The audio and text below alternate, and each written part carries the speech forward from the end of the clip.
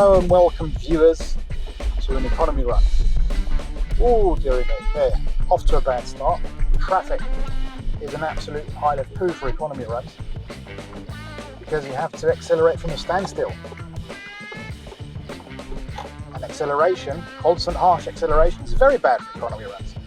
So I'm going to cheat just ever so slightly and I'm going to reset my trip computer now. Even though it's under acceleration there, that will balance things out ever so slightly. What the hell is that? I saw that the other day. Spanish car. It's going to come into view. You can see that it's a Hyundai i20, but with racing cred that I'm not sure it deserves. There, have a look at that. Let's accelerate and get the hell out of it. Sorry, I'm all over the place. It's been doing good averages, this car. And in a recent social media post, if I'm not mistaken, I wondered if the car would go over 1,500 kilometers on one tank of fuel. Okay, that's as near as makes no difference, 940 miles. Now, of course, there have been people who have done much more than that in 2-litre diesels. I remember seeing a video of a Volkswagen Passat going from, I think, Morocco to London on a single tank. They did something like 3,000 kilometers. But the thing is, it's a blue motion. Correction, I said it was a 2-litre diesel. It isn't. It was actually a 2011 Volkswagen Passat 1.6 TDI Blue Motion. A car that's made to be very, very economical and, you know, very cheap. What's the word I'm looking for? Frugal on the dinosaur juice. And this one really isn't. This car's not really made for that, I think. It's tuned for mixed use, I suppose. It's got enough grunt to get you going on the motorway, but then again, not too thirsty, so it has to be useless as a diesel. I think the only thing diesels have in their favour is the economy. The time you spend not having, or the distance I should say, that you can do before having to go to the pump. I went to behind the mountains. I have a countryside house there, something that I'm remodeling, refurbishing, whatever you want to call it. It's very cheap and I'm trying to remodel it on the cheap because I have very little money. When I got back, the needle on the fuel gauge was just above half, and the trip computer, here it says 480 kilometers. Don't know if that's visible. That's about 300 miles. But when I got back, it said 780 kilometers, which is near as it makes no difference, 500 miles. So, in theory, could this go over 1,500 kilometers? Now, I've actually done the calculations on this. To do 1,500 kilometers on one single tank of fuel, you'd have to get an average of, I think, 4.7 litres per 100. 4.7, which is, it's not 60 mpg, but it's roundabouts that, I think. Or it is 60 mpg, I think, I'm not sure. Because you've got a 71 litre tank in this car. Now, 4.7 in this car is not impossible at all. Now, I've never done 4.7 myself. I've never measured that.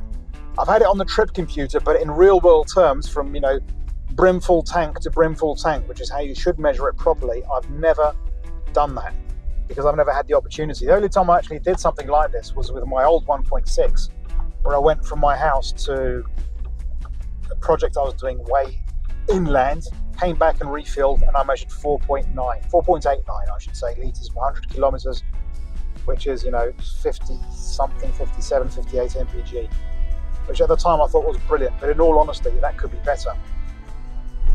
Trip computer saying 4.4 right now. 4.4, not bad at all, especially not for this big 2-litre engine. And most of the thing that's most noteworthy of that is that this tends to exaggerate. I should say exaggerate, tends to be pessimistic, tends to err on the side of higher consumption.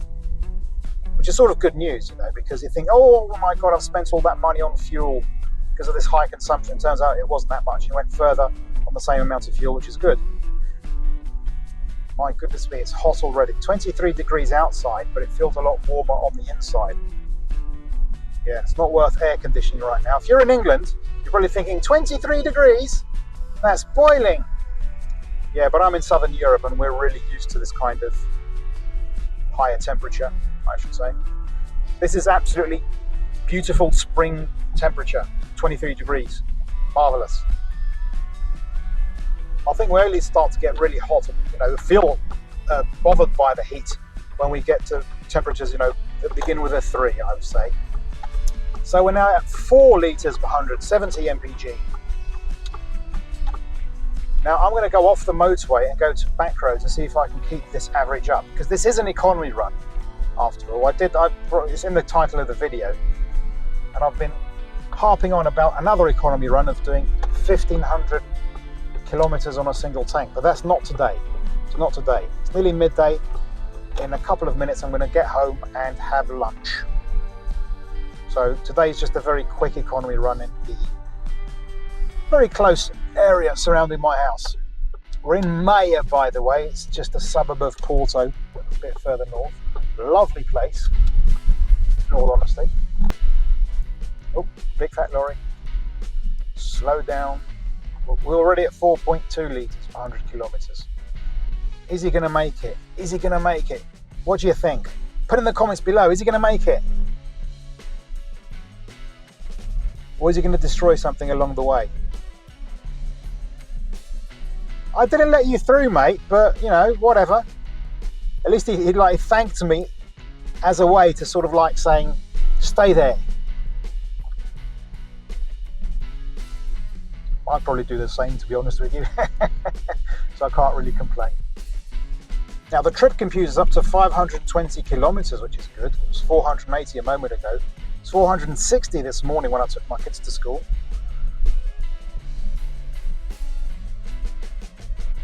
We're up to 4.3 already. So up ahead there's a roundabout and I have to decide whether I'm going to turn left or right. In terms of going home, more or less the same thing. So we're going to do the obvious thing which everyone should do in this situation, which is, of course, Inni mini pakaraka where are dominaka chiki poppa lollipoppa om pom push. Right, it is. Of course, there's always dip dip dog shit fucking silly git, you are not it. Oh damn it. What do I do now? I will go where the lorry will not go. That's the best course of action. I don't want to be stuck behind the stupid lorry. There you go. Right it is. So hopefully you'll be able to see the scenery. This is lovely here. Look at that. Green rolling fields. On our left, it might not be visible on camera, but there are horses usually out here. Might be visible. I can see them myself. 2 brown ones, 1 white one. Oh, some white ones down at the bottom as well. Well, you can't see that, certainly. Beyond the angle of the camera now. 4.5, this is not going well. And I'm going uphill. It's going to get worse and worse.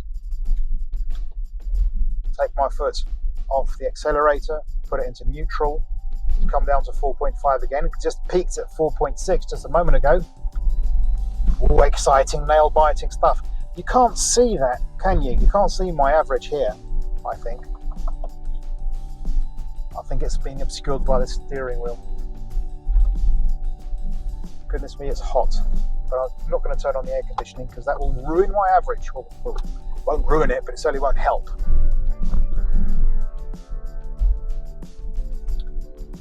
Old air conditioning systems would make your consumption go up as much as 5%. But these days, from what I've read, by the way, I don't have actual technical knowledge to back this up, but from what I've read, that modern ancillary systems are much more economical, including air conditioning. 4.7, dang it, it's going uphill, that's why.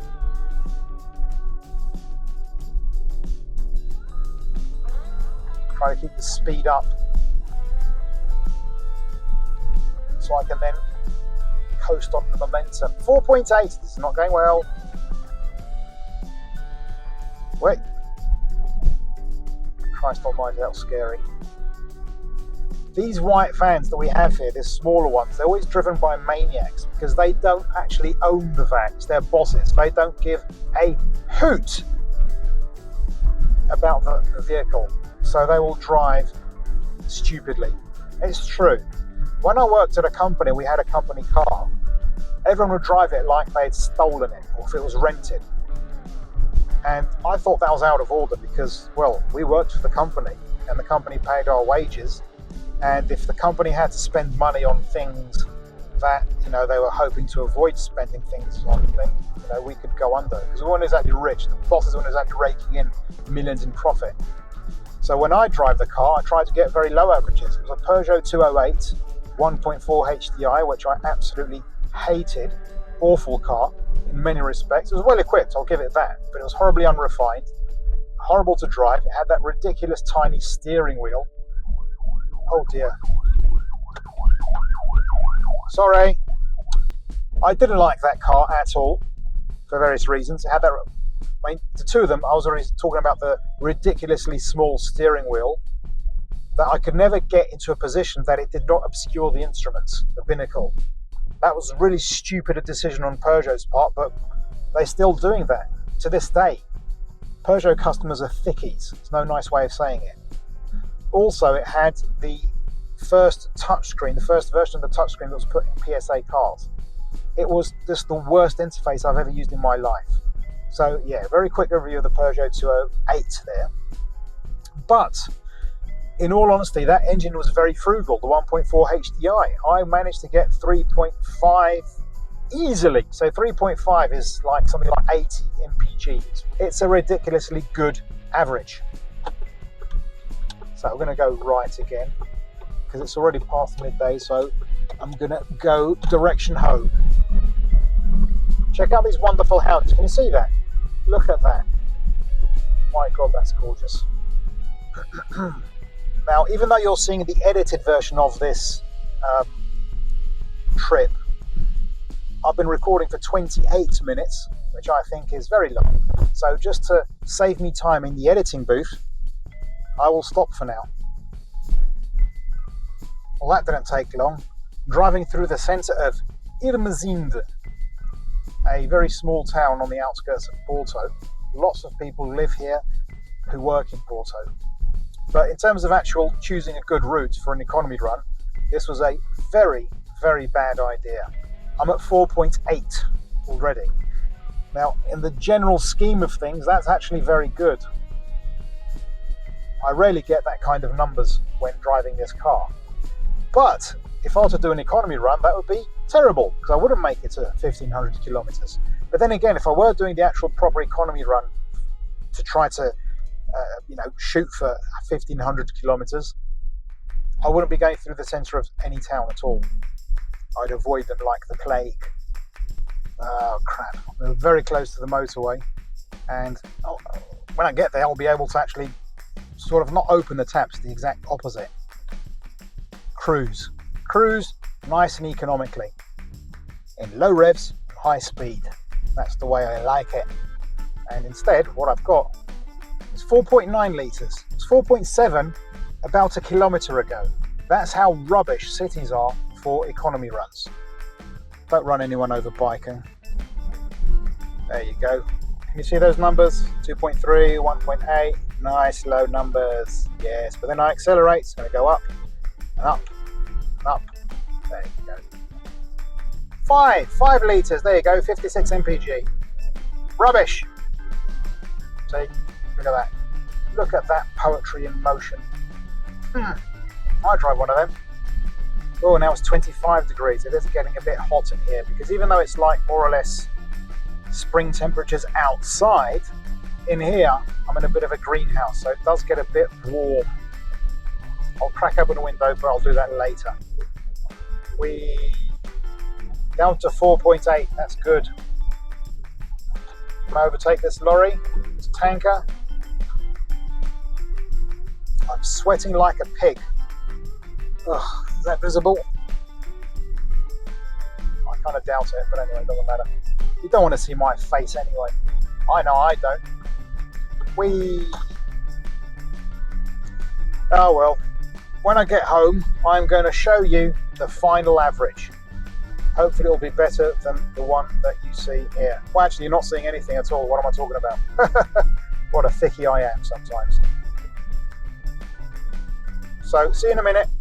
Well, for you, it's going to be instantaneous. So, final average, 4.7. So, in theory, I could do the 1,500 kilometers on one tank of fuel with that average. Hopefully, one day I will be able to put that to the test. So, here's hoping. That's a project that I've got in mind. And for today, it's an okay economy run. It really wasn't something that I was planning, or it was just very impromptu. So it is what it is, as they say. Thanks very much for watching.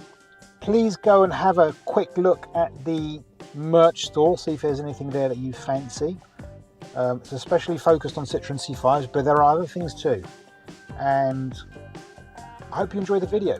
And if you did, then please leave a like, please subscribe if you haven't already, please share, please comment. On screen now, some more economy runs for your entertainment, enjoyment and pleasure. Hope to see you in a future video. I bid you all farewell.